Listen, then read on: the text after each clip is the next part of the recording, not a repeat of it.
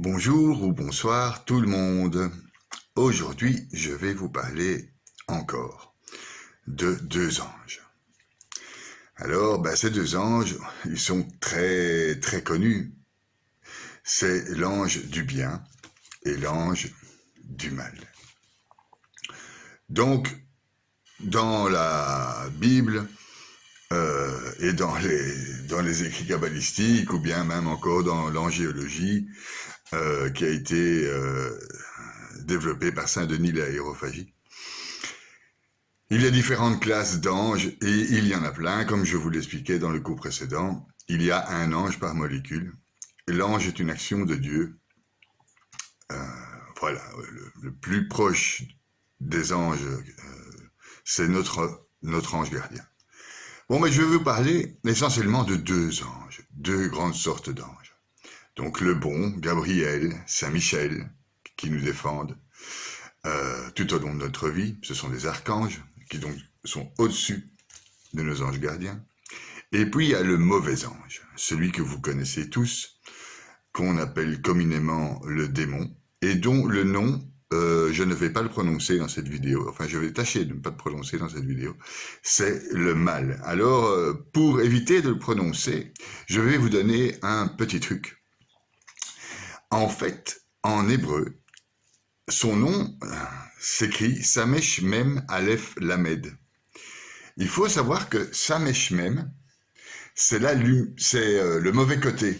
Sa gématria, c'est 100. Et Samesh Mem, c'est le mauvais côté de sa personne. Parce que vous savez tous qu'il est porteur de lumière, celui dont je parle. Et donc Samesh Mem, c'est le mauvais côté du porteur de lumière, celui qui est révolté contre Dieu, celui qui fait le mal, celui qui vous pousse à faire le mal, celui qui vous pousse à s'éloigner du bien, celui qui vous pousse à s'éloigner de vos amours, etc., etc. Donc Samesh Mem, Aleph Lamed. D'un côté, Samesh Mem, et de l'autre côté, Aleph Lamed. Prononcez jamais son nom en entier. Séparez-les toujours en deux. Pourquoi? Parce que Samesh Mem, c'est le corps du serpent, ouais, et Aleph Lamed, c'est la tête du serpent.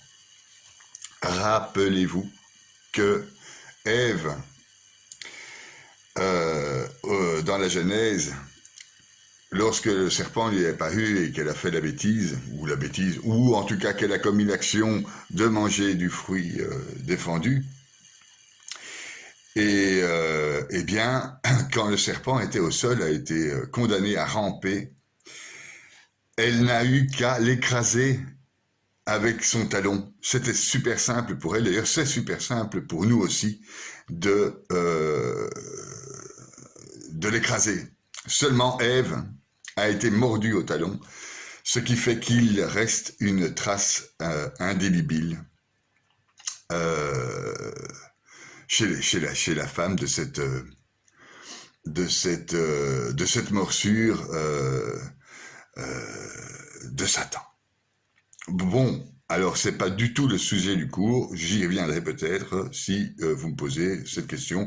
Je vous dis, si jamais vous sentez que je peux répondre à des questions, posez la question ici sous le chat et je répondrai dans les mesures de possibilité. Je peux vous parler aussi de l'arbre de la connaissance, du rôle d'Adam et Ève, etc. là-dessus. Mais c'est pas du tout le sujet. Aujourd'hui, je vais vous parler de ces deux anges, l'ange du bien et l'ange du mal.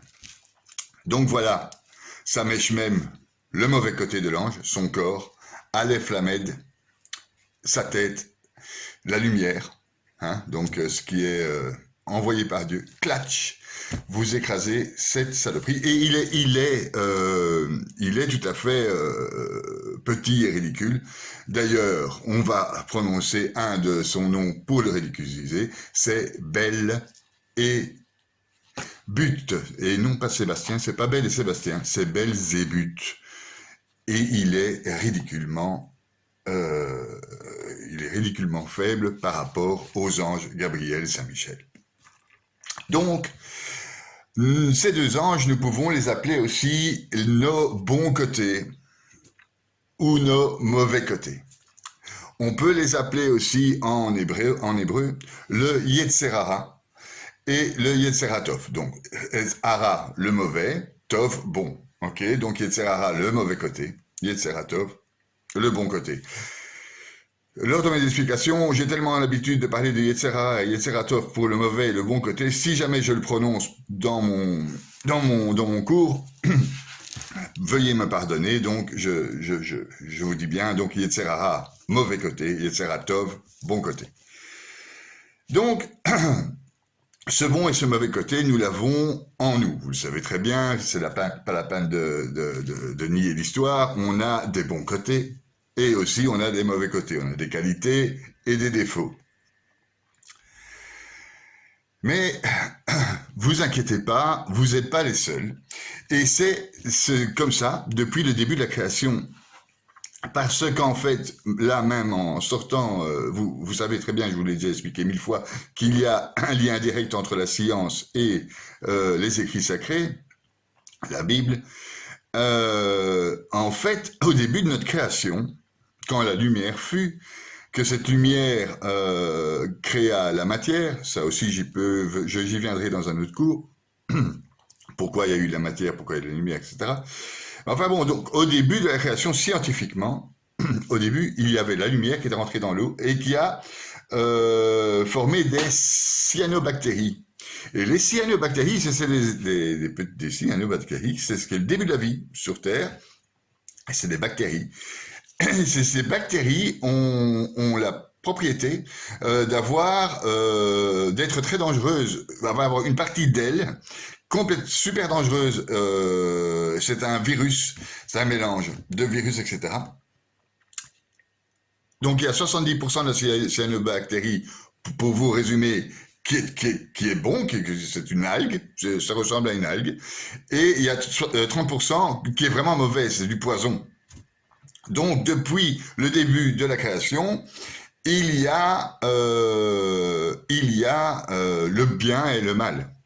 Okay. Donc il y a ces deux anges sont là depuis le début de la création. Vous allez me dire c'est normal, ce sont des anges. Ok. Bon. Donc c'est même à cause de ces virus et de ces particularités que se sont formées des cellules et tout.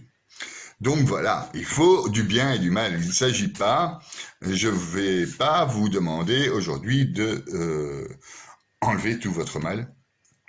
C'est juste impossible, et puis ce serait idiot, et puis ça ne fait pas partie de la création. Dans la création, il y a le bien et le mal, il faut savoir l'accepter. Maintenant, il y a une gestion de ce bien et de ce mal. Et donc, il y a ces deux anges qui peuvent nous apporter des réponses et savoir comment gérer notre bien, notre mal, ce qu'on fait de bien ou ce qu'on fait de mal. Nous avons été créés, quand on était petits, là, par nos parents, avec au début, nous étions des petits animaux. Quand on est, on pleure. Quand on a faim, on pleure pour dire qu'on ne sait pas parler. Et on a un instinct animal. Il faut se nourrir. On va directement vers le sein de sa maman pour se nourrir. Donc, on est des petits animaux. Voilà. Maintenant, je suis pour la défense des animaux. Je suis absolument contre l'avortement. Hein. Donc, soyons clairs avec cette histoire. Surtout aujourd'hui, avec les moyens contraceptifs qu'on a, il n'y a absolument aucune excuse.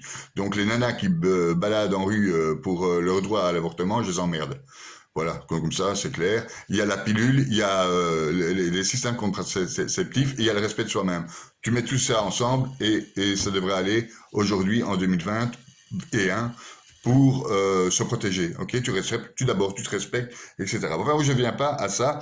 Donc, je disais qu'au départ, on était des petits animaux. C'est tout, des tout petits animaux d'abord. Un petit être vivant comme ça dans le ventre, et puis après, eh bien, on devient on sort et on est un petit animal. Et qu'est-ce qu'il a, cet animal, si on ne l'éduque pas? Eh bien, arrive chez lui sa notion de libre arbitre. Alors, notre vie est faite d'épreuves. Depuis le début de notre vie, on a des épreuves. Au départ, elles sont petites, c'est une histoire de Lego ou de Barbie.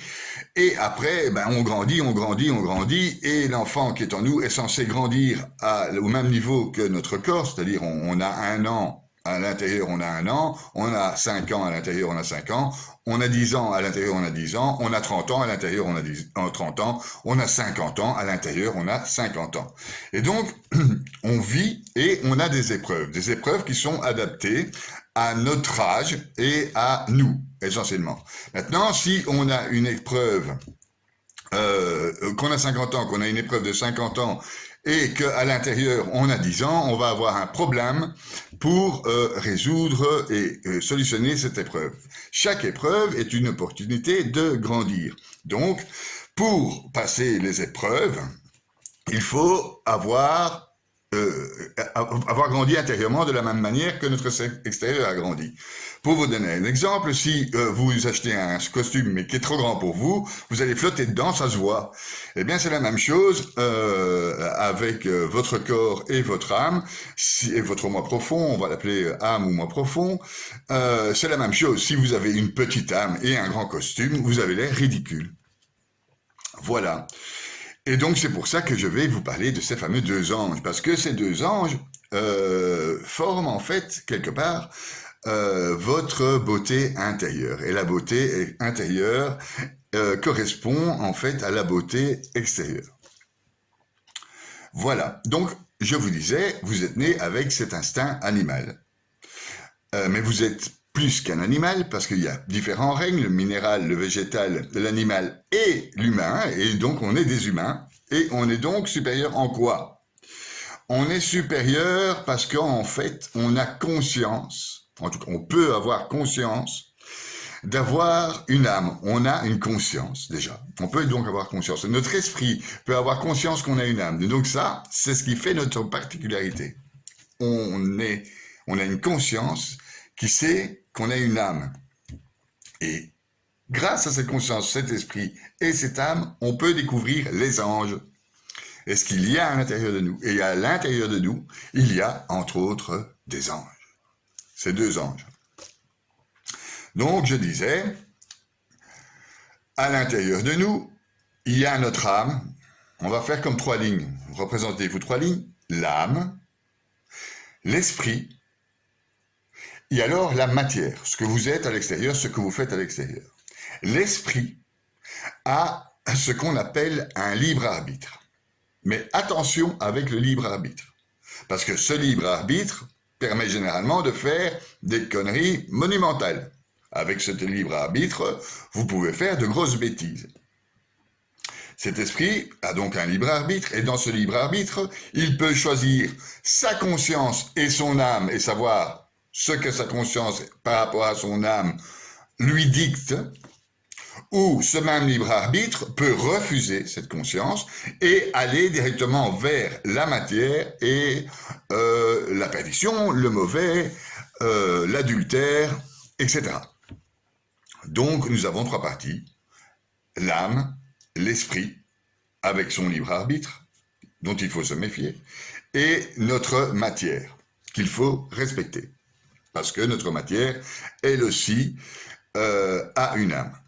Je ne vais pas compliquer le truc en faisant du 3 x 3 x 3 ou du 7 x 7, etc. Je vais rester donc dans la simplicité du raisonnement qui est de dire on a une âme, on a un esprit et on a la matière. Et cette matière, c'est ce qu'on est à l'extérieur. C'est ce que les gens voient de nous. Maintenant, une petite parenthèse dans les yeux, là. Les kabbalistes disent qu'on voit dans les yeux l'intérieur de l'âme. D'ailleurs, on voit, comme exemple, quand les gens sont tristes, ça se voit à leurs yeux. Quand les gens sont cons, ça se voit à leurs yeux, quand les gens sont lumineux, ça se voit à leurs yeux, etc., etc., etc. Voilà. Donc, l'âme, on va aussi l'appeler le moi profond, parce que je vais commencer à parler, je vais m'emballer. Donc, l'âme, c'est ce que je vais aussi appeler le moi profond. Ok, l'esprit, je vais risquer de parler de ce libre arbitre et de la connaissance, parce que l'esprit utilise notre cerveau, ou bien le cerveau crée l'esprit, enfin ça bon, c'est pas le sujet du jour. Donc notre esprit a la capacité d'avoir des connaissances, le libre arbitre et de connaître les lois. Grâce à notre esprit, on sait que Il faut passer un permis de conduire pour rouler sur la route. Voilà. Grâce à notre esprit, on sait qu'il y a des lois naturelles, comme on met la main sur le feu, on se brûle. C'est des lois naturelles. Et grâce à notre esprit, on peut connaître les lois divines en lisant la Bible, les commandements, et en s'intéressant aux anges, par exemple. Donc voilà, âme, esprit, matière, moi profond, connaissance, esprit et réalisation, voilà, loi divine, loi naturelle, loi des hommes.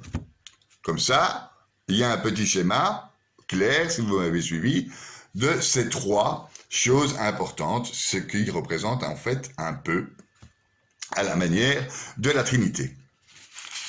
Voilà, voilà.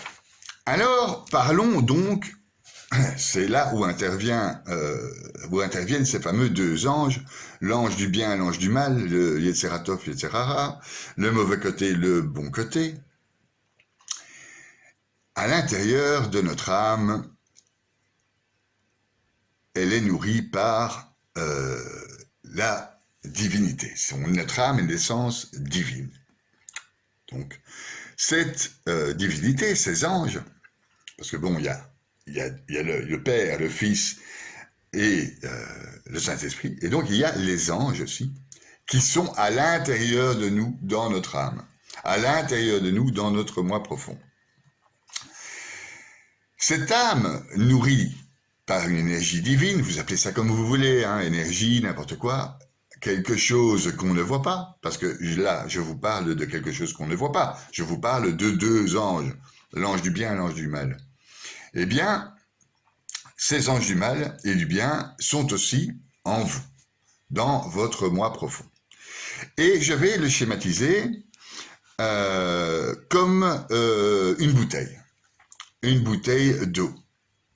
Maintenant, je n'ai pas pris de bouteille d'eau, je m'en excuse, je vais me lever, je suis une bouteille d'eau. Voilà la bouteille d'eau. Et ça, c'est votre âme. C'est votre moi intérieur. Et vous voyez ici que là, je suis plus ou moins détruit parce qu'il n'y a pas beaucoup d'eau et il y a beaucoup d'air. Et donc, ça, c'est très, très mauvais. Pourquoi? Parce que je vous explique. Je vais vous comparer donc votre âme, votre moi profond, votre moi intérieur à cette bouteille d'eau. Et là, c'est très mauvais. Pourquoi? Parce que la bouteille n'est pas remplie d'eau. L'eau, c'est le bien, c'est le bon côté. Ok? C'est l'ange du bien. Ok? Et le vide qui est là, c'est l'ange du mal. Donc cette bouteille s'est adonnée à l'adultère, parce que à l'adultère, à la violence, à la colère, à la jalousie, etc. Donc cette bouteille, elle est quasi vide, et donc on constate que comme elle est vide, si vous aviez pris la même bouteille pleine, elle serait dure parce qu'elle serait remplie d'eau. Mais là, comme elle est vide, elle est molle. Ok, elle ne sait pas encaisser les coups. Ok, si elle était pleine, elle pourrait encaisser les coups. C'est la même chose pour vous. Si vous vous remplissez de bien, eh bien vous allez encaisser les coups. Donc, le degré de pénétration des attaques extérieures varie, dépend de votre vide intérieur. J'y viendrai plus tard. Merci au rabbin Ben Chetrit pour ses cours que je suis quasi tous les jours. Donc c'est de lui et rendons à César ce qui appartient à César. Et ça par contre c'est de Jésus. Pas du tout un rabbin Jésus, soyons clairs. Donc je disais, cette bouteille représente votre âme. L'air représente le mal. Le liquide représente le bien. Mais votre bouteille est aussi votre terrain intérieur, votre moi profond. Et vous savez très bien que si vous avez déjà jardiné ou essayé de planter des tomates ou des carottes ou je ne sais quoi, il y a un truc assez évident, c'est que dans un terrain que vous ne labourez pas, eh bien, qu'est-ce qui va pousser si vous ne l'entretenez pas? Les mauvaises herbes, les orties, etc. Eh bien, notre terrain intérieur, il est comme ça. C'est-à-dire que si vous ne faites rien à votre terrain intérieur, eh bien, ce qui va pousser, ce sont les orties. Les orties, c'est notre fameux Aleph Lamed, on va l'appeler, et les tomates à planter, ça c'est le bien, le bien dans notre corps. Donc, c'est aussi indiqué dans la Bible, la parabole du semeur, etc., etc. Dans le Nouveau Testament, Dieu fait des paraboles sur l'entretien de ce terrain. Et pourquoi il faut l'entretenir? Eh bien, c'est un peu la même chose. Je vais vous répéter cette parabole d'une autre manière pour que vous compreniez. Donc, vous avez un terrain intérieur. Pour que ce terrain produise des bons fruits, vous devez le labourer. Ensuite, quand vous le labourez, vous pouvez observer des gros cailloux, des fois, des trucs qui n'ont rien à faire à voir dans le terrain, et il faut les virer. Alors, ce caillou, vous pouvez en faire un mur.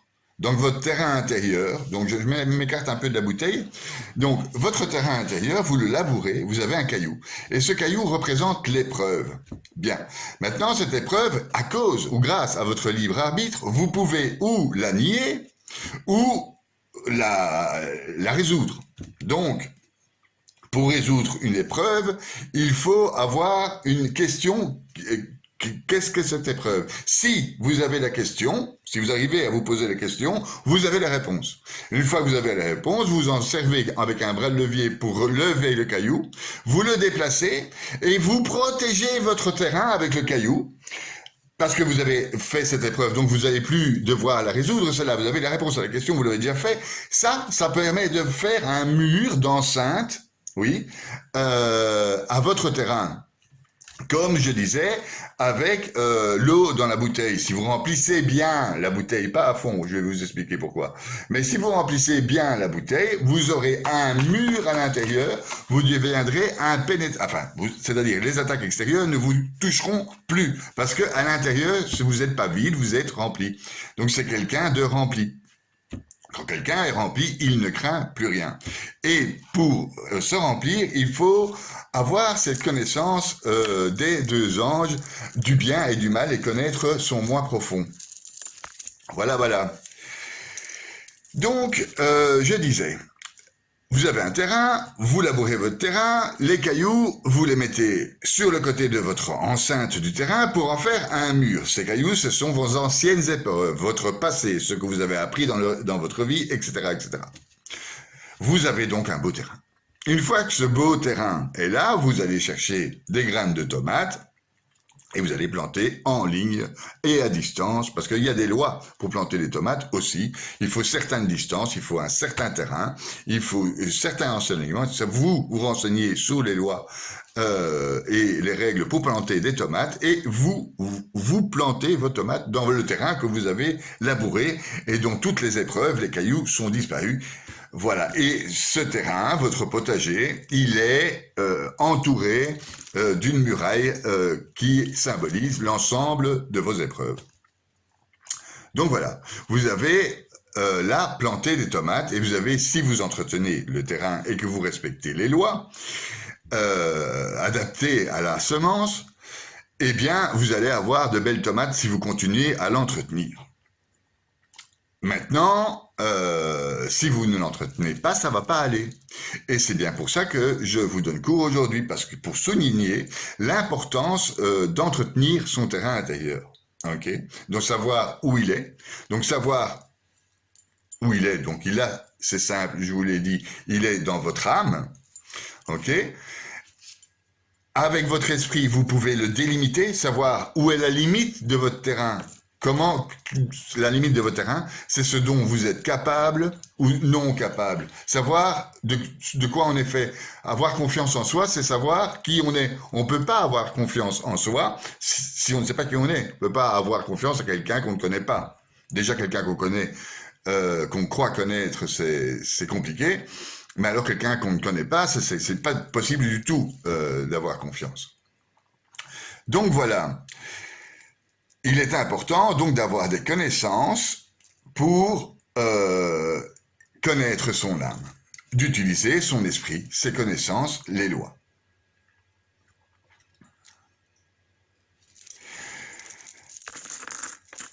Donc, je disais, je reviens à ma bouteille intérieure, qui est notre terrain intérieur, mais qui est beaucoup plus facile à schématiser pour les deux anges, dont je vous parlais, le Yetzera, le Yetzeratov.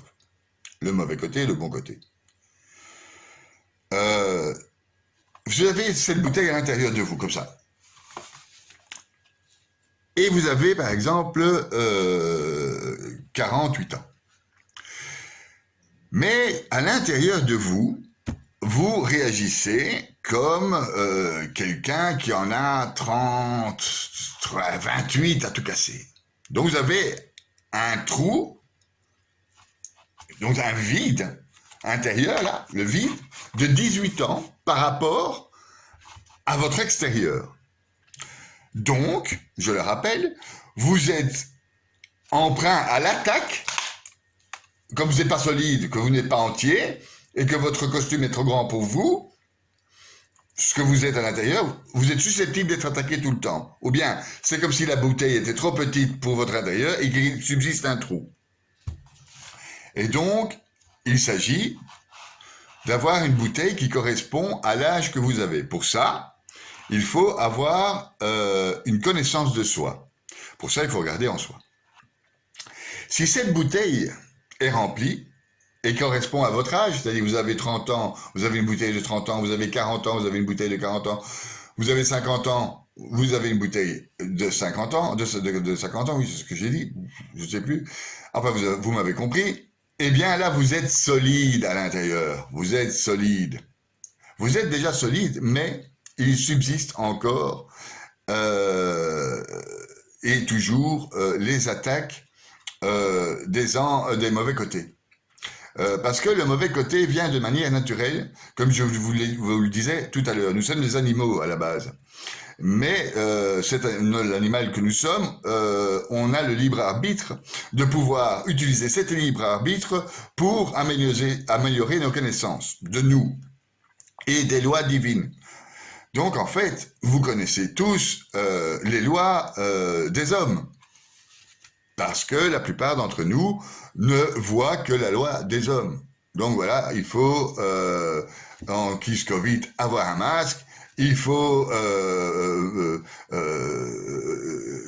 pas tuer, parce que sinon on va en tôle, etc. La loi des hommes, il faut un permis de conduire, il faut un permis de bateau, il faut demander une autorisation pour manifester. C'est la loi des hommes. Bon, la loi des hommes sont faites par des hommes. Il faut savoir que, comme c'est fait par des hommes, c'est fait par la troisième partie, la matière. Ce qu'il y a finalement de moins infini, parce que, comme je vous l'ai expliqué dans le cours précédent, cette matière va un jour disparaître. Elle a un début, elle a une fin, donc elle est appelée à disparaître. Ce qui n'est pas appelé à disparaître, regardez mon cours précédent, je vous ai expliqué, c'est le deuxième ange, c'est l'ange de rythme. Et cet ange de rythme qui se situe dans nos cellules, etc., qui se situe à l'intérieur de nous, dans notre bouteille, eh bien, c'est l'ange du bien.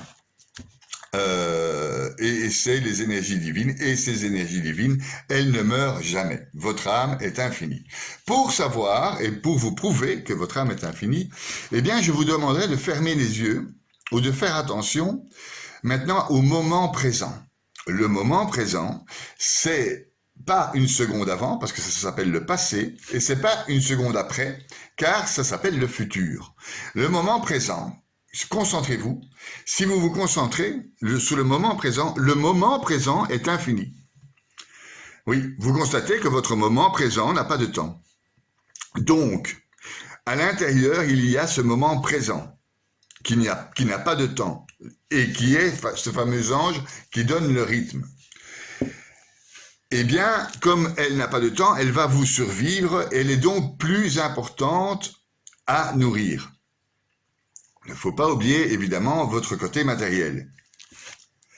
Et comment on la nourrit? On la nourrit en faisant le bien, en remplissant notre bouteille. Il faut savoir que quand on fait une connerie dans la vie, un adultère, par exemple, eh bien, on vide la bouteille de son bien, on est d'accord. Vous avez rendu votre maître cocu, là, ben hop, ça se vide. Vous avez tué quelqu'un, hop, ça se vide. Maintenant, la question à se poser, c'est qui a mis l'air, donc le mauvais côté. Quand vous videz la bouteille, l'air, il vient tout seul. Oui, donc c'est vous qui avez rempli la bouteille d'air et donc de mauvais côté et donc de Serrara et fait rentrer notre copain, notre ennemi public dans notre corps. Donc, si nous ne prenons pas garde aux journaliers à ce que l'on fait, eh bien, il est probable que ce qui viendra le plus facilement, c'est les orties, les mauvaises herbes, le mauvais côté, le mauvais penchant, ce fameux libre arbitre qui ne sert à rien s'il n'est pas utilisé pour combattre et travailler notre terrain intérieur. Donc, quand on a travaillé le terrain intérieur, l'avantage de travailler son terrain intérieur, c'est qu'on est beau extérieurement. On a des beaux yeux. Quand quelqu'un nous regarde dans les yeux, il voit notre âme et il constate qu'on est rempli à l'intérieur. D'une part. D'autre part, comme notre bouteille est remplie, on est solide. Et comme elle est à la taille de notre corps, c'est-à-dire on a 50 ans, on a une bouteille de 50 ans, et bien comme elle est à la taille de notre corps, on est solide. On ne subit plus les attaques extérieures. Et donc, on ne subit plus la pression, et donc on ne rentre pas en dépression. Voilà, c'est tout bête. Donc, il faut grandir intérieurement.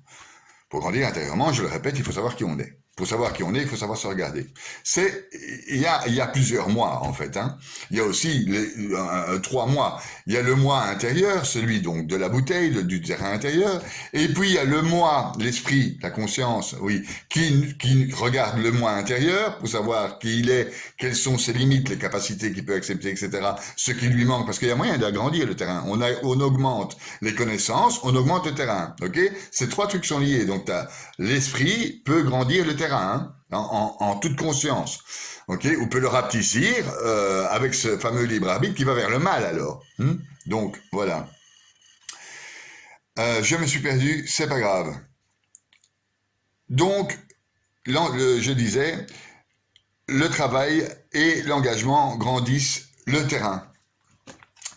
Et quand votre terrain est grandi, vous êtes solide et donc vous pouvez réaliser vos projets. Et vous aurez d'autant plus de facilité pour réaliser vos projets, c'est que vous êtes beau intérieurement. Et si vous êtes beau intérieurement, vous êtes beau extérieurement. Le nombre de femmes que je connais qui sont bien portantes ou on dit rondes, c'est plus la mode. Avant c'était la mode, mais maintenant c'est plus la mode. Il nous faut des mannequins, des sortes de bombasses super sportives là, et comme ça on la trouve belle. Mais sinon la beauté, elle est intérieure. Et ça a à voir avec les 2 anges. Si on chasse l'ange du mal, notre mauvais côté, on devient une bonne personne, de 1, on s'aide, de 2, on a facile à vivre, de 3, et de 3, on est beau à l'extérieur. Et si on est beau à l'extérieur, on a plus facile à réaliser ses projets. Voilà, et on respecte. On le respecte, les lois divines, les lois qui sont inscrites quelque part en nous, parce que dans nous, il y a cette énergie divine qui nous nourrit, qui vient du tétragramme, qui passe par les dieux, les cieux, les saints, etc., les anges, qui arrivent chez nous, dans notre âme, dans notre bouteille. Je vous demande pas, et c'est juste impossible, et d'ailleurs c'est impossible parce que ce n'est pas la nature, de remplir complètement votre bouteille d'eau, c'est-à-dire d'être entièrement bon. C'est impossible. Je vous l'ai expliqué lors de la création de la nature avec les cyanobactéries qui sont des algues très nocives, donc il y a une partie nocive. Quand vous prenez un médicament pour le cancer, sous une chimiothérapie ou un autre médicament pour vous soigner d'une maladie, il y a une partie dans ces médicaments qui est un poison. Hein. Donc les chimiothérapies, on prend pas ça, on perd ses cheveux, on devient tout blanc, donc c'est un poison. Mais ce poison vous aide à guérir. Eh bien, c'est la même chose dans votre intérieur. Vous remplissez votre bouteille afin qu'elle soit solide et plus souple et vous laissez un peu de poison, un peu de Yetzerara, un peu de ce mauvais côté, ok, pour survivre, pour pas faire éclater la bouteille, parce que trop de pression égale la dépression. C'est la même chose avec l'extérieur. Trop de pression extérieure égale une dépression. C'est pour ça donc qu'il faut connaître ces deux anges, celui du bien et celui du mal.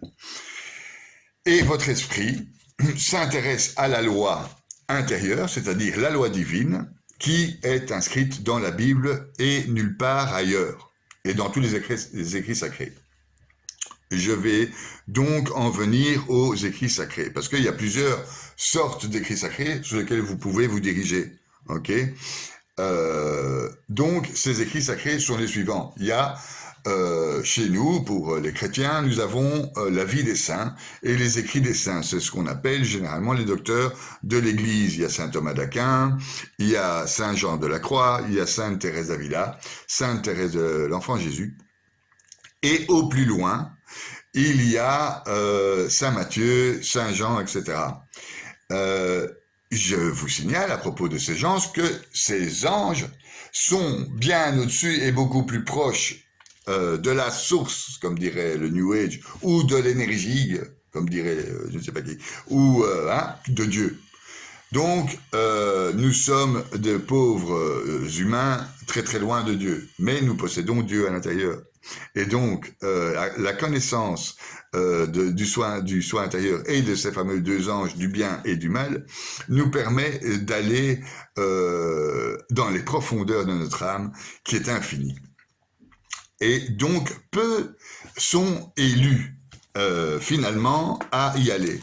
Peu vont s'intéresser au sujet du jour sur le bien et le mal ou ces deux anges spécifiques. Il y a peu d'élus vers l'ange du bien. Il y a peu de gens qui se posent cette question du bien et du mal, du Yetzerara, du Yetzeratov, de Gabriel, Saint-Michel et de Belle et Sébastien. C'est marqué dans la Bible en Matthieu 7, verset 13. Entrez par la porte étroite, car large est la porte, spacieux le chemin qui mène à la perdition. Et il y a beaucoup qui entrent par là, mais étroite est la porte resserrée, le chemin qui mène à la vie, et il y en a peu qui les trouvent. Saint Jean de la Croix écrit « Le sentier qui conduit à Dieu est si étroit qu'il n'y peut passer que le néant, qu'il est l'abnégation de toutes sortes de plaisirs de soi-même, ce fameux libre arbitre. Ce n'est pas ne pouvant s'unir avec ce qui est, on ne saurait jamais s'unir avec Dieu. Si on aime quelques créatures, les créatures dans la Bible c'est nous, puisque toutes les créatures devant Dieu sont qu'un néant. On est petit de conscience par rapport à notre immensité intérieure. Maintenant, on peut grandir en conscience et c'est pour ça, par mon engagement de faire ces capsules, que j'essaye de vous faire grandir en conscience afin que vous puissiez toucher les anges. Essayez d'avoir conscience de ces différents anges, donc l'ange qui fait la forme, qui tient tout ensemble, votre corps, ok, celui qui fait que votre système digestif tient ensemble, que votre cœur soit relié à vos nerfs, qui soit relié à votre cerveau, et que tout votre cerveau soit relié avec l'infini, grâce à votre subconscient qui n'a pas de notion de temps. Donc, l'ange de forme, l'ange du rythme, votre âme, et dans votre âme, les deux anges les plus importants, le Yetzerara et le Yetzeratov, le bon côté, le mauvais côté, Saint-Michel et Belzébuth. Voilà, tout est dit. J'ai parlé de votre, en tout cas, de votre âme et comment la retrouver. Et qu'est-ce qu'une épreuve? Une épreuve, elle a une opportunité pour grandir. Elle protège votre terrain, vous la prenez et vous la mettez sur le côté. Dans votre couple, une épreuve peut servir aussi à construire un pont. Donc à la place d'en faire un mur, on peut en faire aussi un pont. Et ça nous permet de grandir. Ces épreuves permettent de faire de notre terrain intérieur un beau potager et en connaissant les lois divines, on peut faire planter des tomates. Donc nous sommes tous, comme disaient les alchimistes, assis sur un chaudron d'or, c'est-à-dire la Bible, les écrits saints, la Kabbale, etc. et nous ne voulons pas regarder ce qu'il y a en dessous de notre cul. Merci, jetez votre télé et à la prochaine fois.